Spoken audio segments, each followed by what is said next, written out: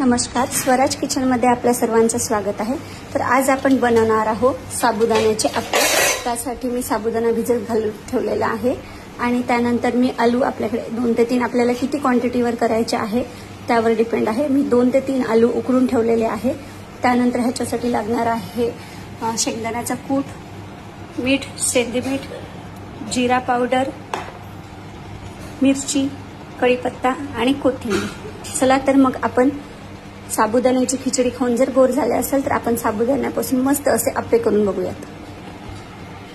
त्यासाठी सर्वप्रथम मी हे उकडलेले आलू हे स्मॅश करून घेत आहे। त्यानंतर हे छान स्मॅश केलेले आलू मी या एका भांड्यात काढून घेत आहे। हे आलू मी अशा पद्धतीने स्मॅश झालेले आहे। त्यामध्ये मी आता हा भिजवलेला साबुदाणा 1 ते 1.5 वाटी घालणार आहे। तर मी हा स्मॅश केलेल्या आलूमध्ये साबुदाणा घातलाय। त्याच्यानंतर आपल्याला त्याच्यामध्ये शेंगदाण्याचा कूट घालायचा आहे आणि ह्याच्यामध्ये कट केलेल्या मिरच्या घालणार आहोत। आपल्याला किती तिखट लागते ह्यावर अवलंबून आहे। त्यानंतर आपल्याकडे उपवासासाठी किंवा आपण एरवी खाण्यासाठी साबुदाण्याचं जसं करत आहोत त्याप्रमाणे जर आपल्याकडे कोथिंबीरीचा वापर करत असतील तर त्याच्यामध्ये कट करून कोथिंबीर टाकायची। आता हे मी सहज बनवून बघत आहे। पुदिना असेल तर पुदिना आणि अद्रकीची पेस्ट पण टाकून बघायची आहे। त्यानंतर मी ह्यामध्ये 1 चम्मच जीरा पावडर टाकला आणि 1 चम्मच मीठ टाकले। शेंदे मीठ वगैरे असेल तर ते टाकायचं। आता याचा आपण छानसा असा एक डव बनवून घेऊयात। या पद्धतीने आपण त्याचा उंडा बांधून घेतलेला आहे। पात्र गरम होण्यासाठी ठेवलेलं आहे। अप्पे पात्र थोडंसं तेल टाकून गरम होण्यासाठी ठेवले आणि त्यामध्ये कढीपत्ता प्रत्येक एकेका अप्प्याच्या खाण्यामध्ये टाकायचा आहे। अशा पद्धतीने मी कढीपत्ता प्रत्येक एकेका टाकल्यात। यामध्ये आपण जे उंडा बनवलाय त्याचे छोटे छोटे गोळे करून या अप्पे पात्रात आपल्याला ठेवायचे आहे। याप्रमाणे मी अप्पे पात्रामध्ये असे बॉल करून ठेवलेले आहेत आणि आपण आता हे अप्पे पात्र झाकून घेऊ।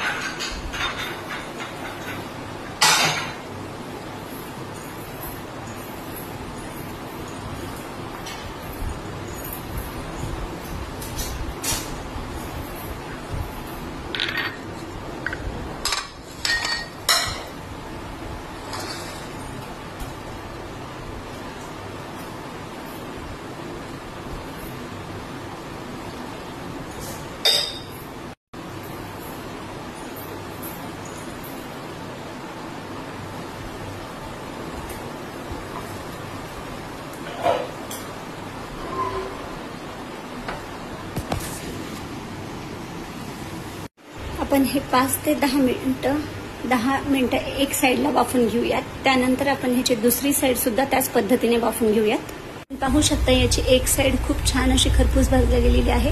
आता आपण याला पलटून दुसरी साइड देखील याची छान वाफून घेऊयात।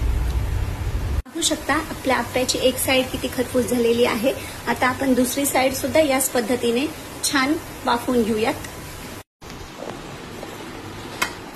पहा याचा आवाज किती सुंदर। येत आहे.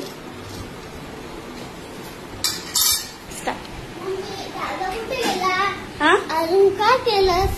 काय म्हणली? दादा कुठे गेला? स्वराज दादा तयार होत आहे नाश्त्यासाठी.